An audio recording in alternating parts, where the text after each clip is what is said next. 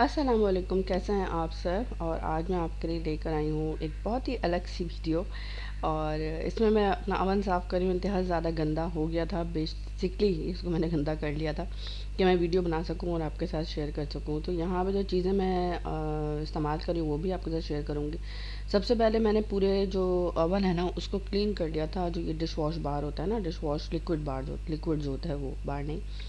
उसके साथ मैंने पूरा ना ऊपर से इसको क्लीन कर लिया था। उसके जो स्टफ़ के जो बटन्स होते हैं ना, जो मतलब चूल्हे के जो बटन होते हैं वो भी निकाल लिए थे। निकल जाते हैं ये वैसे भी ना। अब मुझे नहीं पता कि आपके निकल सकते होंगे बटन के नहीं, लेकिन ये मेरे अवन के तो निकल जाते हैं। तो मैंने ये निकाले थे और अभी सिर्फ इसको ऊपर ऊपर से मैंने क्लीन किया, स्पंज की मदद से किया है क्लीन। और ये स्पंज सबके घरों में होता है, जो डिश वॉशर जिनके घरों में है, या बर्तन जो लोग धोते हैं, जो घरों में सभी धो रहे होते हैं, तो ये सबके पास होता है। तो बस इसके साथ मैंने पूरा जो अवन है ना ये साफ़ कर लिया। और मैंने इसका इस्तेमाल किया है हैंड ग्लव्स का। इसमें जो है ना एक स्पंज टाइप की एक लगी हुई होती है, स्कैल्प क्या कहते हैं इसको, हथेली को। आप बताइएगा मुझे कमेंट में। तो उस पर लगी हुई होती है, लेकिन मैंने कहा ये ख़राब हो जाती है ना अगर इस तरह से भारी चीज़ों को साफ़ करें। तो बर्तन धोने के लिए तो मैं कर लेती हूँ स्पंज के बगैर, इस ग्लव से ऐसे ही सिंपल मतलब करके वॉश कर लिया। लेकिन अगर मुझे इस तरह की कोई भारी चीज़ें करनी होती है ना, तो फिर मैं स्पंज का इस्तेमाल करती हूँ और ग्लव्स को सिर्फ एज अ ग्लव्स लेती हूँ। और यहाँ पे जो है जी, ये चूल्हे का हाल देखें अब क्या हो रहा है। और ये बेसिकली मैंने आपकी वजह से छोड़ा है और काफ़ी दिन से साफ़ नहीं किया है, काफ़ी महीनों से। सबसे पहले मैं इसमें लगाऊंगी फ्लेमेंगो। और ये मुझे रेफ़र किया था जब मैंने अपना ग्लैम गैस वाला चूल्हा लिया है ना, उसमें मुझे रेफ़र किया था किसी ने। बहुत अच्छा है ये, 500 का मैंने दराज से ऑर्डर किया था। आप भी कर सकते हैं। और इसको लगा के 5 मिनट के लिए छोड़ना होता है। अच्छा, अच्छी बात यह है कि इससे किचन की जितनी चीज़ें हैं वो साफ़ हो जाती हैं, मतलब जो स्टील की हैं। साथ साथ शूज़ भी बहुत अच्छा साफ़ हो जाते हैं। शूज़ में जो स्टेन आ जाता है ना, तो बिल्कुल नया कर देता है। तो एक बार ले लें। और इसको जलाते हुए ये ख्याल रखिए कि आग ना जलाइएगा, चूल्हे मतलब जो फ्लेम होती है वो नहीं जलाइएगा, क्योंकि इसमें स्प्रिट वगैरह की चीज़ें कुछ होती हैं, तो वो अल्लाह ना करे आग पकड़ने का ख़दशा होता है। तो बस इसको मैंने बहुत अच्छा सा भर भर के डाल लगा दिया, इसमें स्प्रे कर दिया। और क्योंकि काफ़ी दिन से ये गंदा हो रहा है चूल्हा, तो करके और फिर मैंने 5 मिनट के लिए छोड़ दिया। 5 मिनट के लिए छोड़ना होता है, इसके ऊपर इंस्ट्रक्शन लिखी हुई भी होती हैं स्प्रे के ऊपर ना।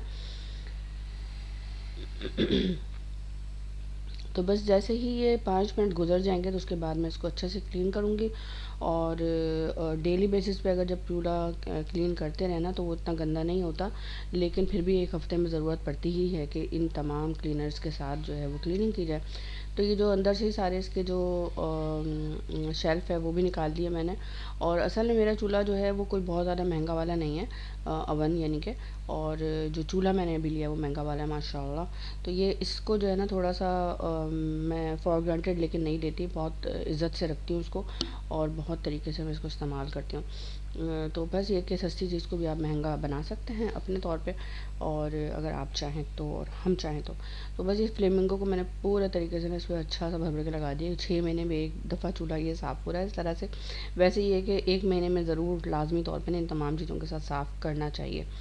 और उसके बाद 5 मिनट जब गुजर जाएंगे तो मैं इसको क्लीन कर लूँगी। उसके अलावा ये कि एलुमिनियम फॉइल ऊपर से आप चढ़ा सकते हैं। साथ में सिरके के साथ भी बहुत सारे लोग साफ़ करते हैं, लेकिन वो जो है ना वो हल्की क्लीनिंग है, वो पता नहीं बहुत ज़्यादा जल्दी काम नहीं करता। लेमन ये सारा कुछ मैंने माइक्रोवेव में यूज़ किया है और बहुत काम करता है। एसिड होता है क्योंकि लेमन में। लेकिन ये जो ऊपर वाले जो चूल्हे के जो बर्नर्स होते हैं ना, इनको मैंने सिरके के पानी में डाल के रख दिया था, तो अच्छे से साफ़ हो गया था। लेकिन सिरका या लेमन जब काम करता है जब गर्म होता है पानी, उसके साथ काम करता है। डायरेक्टली जो है इतना ज़्यादा कुछ उसका असर नहीं होता। तो ये है कि आप चाहें तो आप दे सकते हैं, वो भी उसको भी इस्तेमाल कर सकते हैं। लेकिन ये क्लीनर्स अगर एक दफ़ा आ जाते हैं ना, तो मेरे ख़्याल से 8-10 महीने की छुट्टी हो जाती है, साल भर की नहीं भी तो 8-10 महीने की। अब ये स्पंज है जो कि आयरन स्पंज कहलाता है, और तार भी बोलते हैं इसको, अम्मी लोग बर्तन धोने का तार बोलती हैं।